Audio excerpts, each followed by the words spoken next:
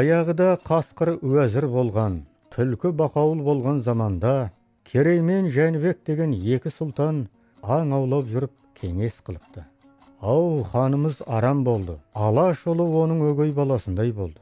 Ерлігімізден қанша жұрт айбынған еледік, қадірімізді білмеді. Жауға шапқанда ертауыл, жаудан қашқанда кезеуіл, тосқауыл, отқа да суға да салып, тауысып бітіретін түрі бар. Не істейміз десті. Ақырында іргемізді аулақ салайық, бөлек кетіп, арысымызды сындайық деп пәтуаласыпты. Ханның Қобланды деген батыры болыпты. Сол Қобланды бірде Арғынның Ақжол деген батырымен керіске шығып, қапияда өлтіріпті. Қазақтың билері ханға барып, Қобландының басын сұрапты. Бірақ қорқау хан айтқанының барлығын бере берсем, қазақ күндердің күнінде менің басымды сұрар деп қорқып, сақтанып, Қобландыны жасырып бермей қойыпты. Сонымен Керей мен Жәнібек бүкіл елді алып бір түнде көшіп кетіпті. Хан қаһарына мініп, қазақты қайтадан дәргейіме келтірем деп, қуғынға жер қайысқан әскер шығарыпты. Әскерге Қобландыны ләшкер қылыпты. Айтыпты: бар, сенің бүлігіңнен кетті қазақ. Енді кінәңді жу. Көнсе айдап кел, көнбесе еңбектеген баласынан еңкейген кәрісіне дейін қырып салда, қалғанын олжала депті. Қобланды қатты қайғырып, үйіне келіп теріс қарап жатып қалады. Әскер басылар қайта-қайта келіп, батыр қашан аттанамыз деп табалдырығын тоздырыпты. Әйелі ақылды екен, айтыпты: уа батыр, ханға көз қылып аттан. Бірақ былай шыққаннан кейін әскерді тастап жалғыз кетті. Кінәң зор, қолыңмен істегеніңді мойныңмен көтер. Шын ер, шын сақ екенсің, жаның арыңның садағасы болсын. Қазақтың алдына барда басыңды өз қолыңмен ұсын депті. Бұл да дұрыс екен. Қобланды әскерді бастап жорыққа аттанады. Аз жүрет, көп жүрет, содан жолда бір Кекілік деген тау бар екен. Сол жерге әскерді тастап, өзі қазақтың көшін қуып жетіпті. Ақжол батырдың әкесі Қотан Тайшы деген адам екен. Сол кездің өзінде 100-ден асқан, жағын шүбірекпен байлап алып отырған қақсал екен. Қобланды бүкіл Алаштың көзінше Қотанның алдына келіп, қынабынан қылышын суырып, Қотанның қолына ұстатыпты да: міне алдыңа өзім келдім, балаңның кегін ал, басымды шап депті. Сонда Қотан қылышты тастап, қолына домбырасын алыпты да бір күй шертіпті. Бұл күй кейде Қоданның зары, кейде кештім деп шертіледі.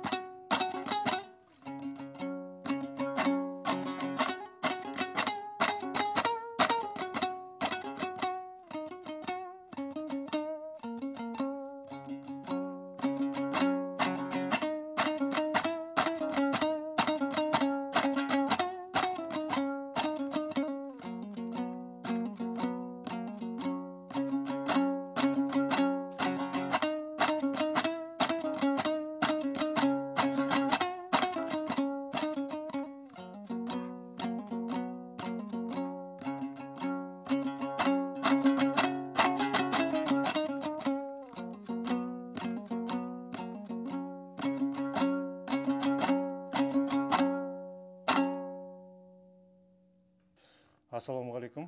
Бүгін Қотан бидің зары атты күйді үйренеміз. Бұл күйдің екінші аты Қара қыпшақ қобыландыда нем бар еді құлыным деген күйді жеткізген Таласбек Әсемқұлов. Ендеше күйді үйренуге көшейік. Алғашында жетінші пернеден басамыз. Оған 3 қағыз кетеді. Сосын 12. бір қағыз. Сосын жоғары көтереміз. 12, 10, 9, 7. Кейін 9, 7, 9, 7. Осын тағы бір көрейік.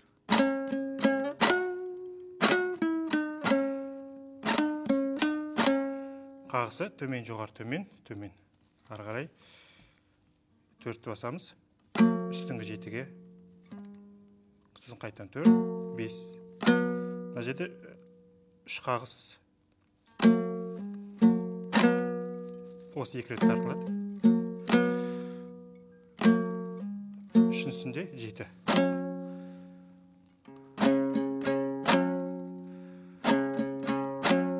Осымен бізде бірінші сөйлем, күйдің бірінші әңгімесі өтті. Сонда ол былай шығу керек.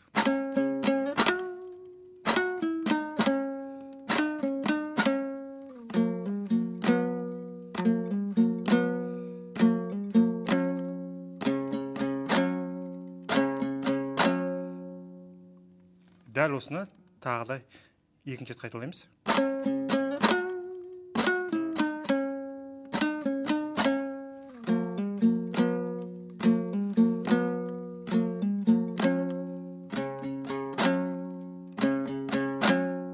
Екі рет қайталағаннан кейін келесі буынға кетеміз. Бұл ашық. 9. Бұл күйдің қайырмасы деп есептеуге болады. Ашық, ашық. 9, 9, 7, 9, 10. Тоқтаймыз, сосын 10, 9, 7, 9. Сосын 9, 7, 9, 7. Сонда былай кетеді.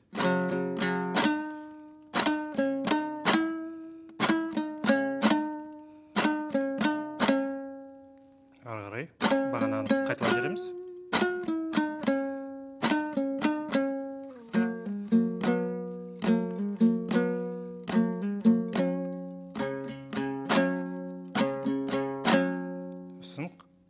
Қайырмасының екінші бөлімі 12 екі шекпен, сосын 12, 14, 12, 10, 9, 7, 9, 7, 9, 7. Бұл жерде күйдің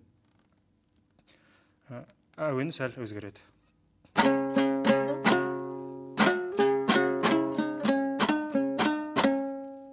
Қайттан.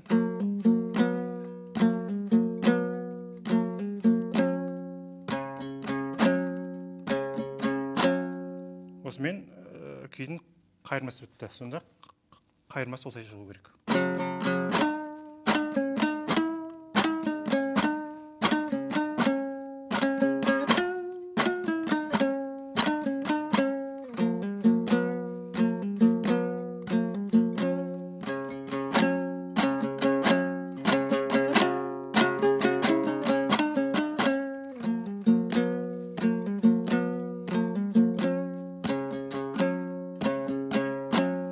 Kүйдің екінші бөлімі.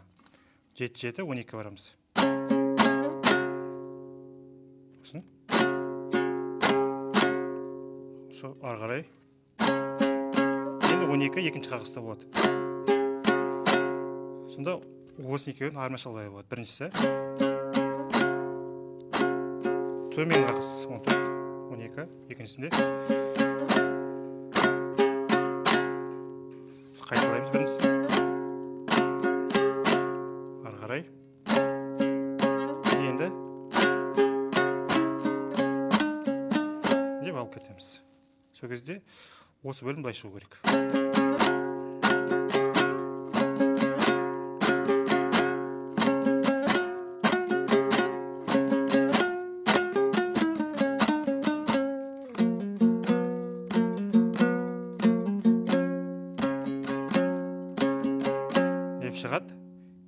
осы жерде осы бөлім тағайтылаймыз, бірақ қысқартылып. Ол былай кетеді бізде.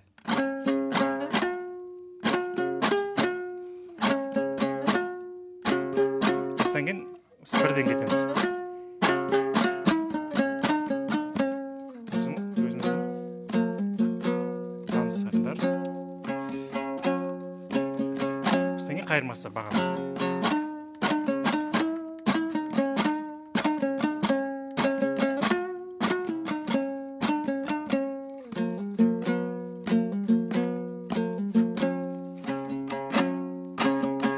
Қайырмасы екінші бөлімі.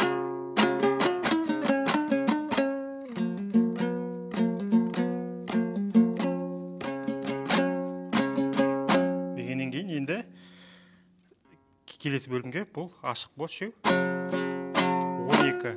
Сосын 12. Мына жерде мынандай фашлық бар. Келесі 14. 12, 14, 16, қарай, 16, 14, 12, сосын 12, 14, 12, 12. Осы жерін тағы шерт берейін. Ашық аласы да.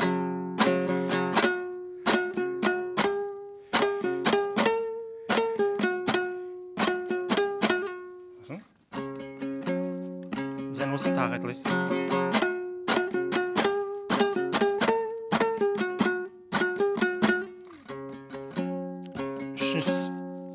Үшінші рет тағы қайталаймыз.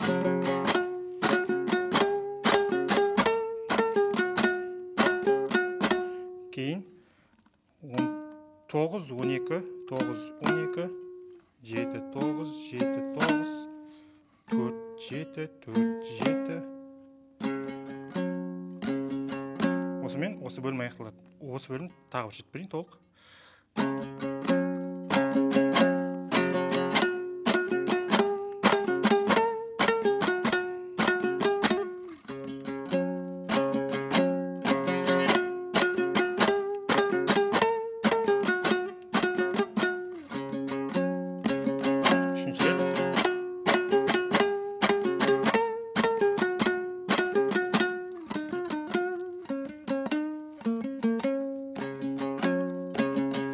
Осыдан кейін қайырмасы.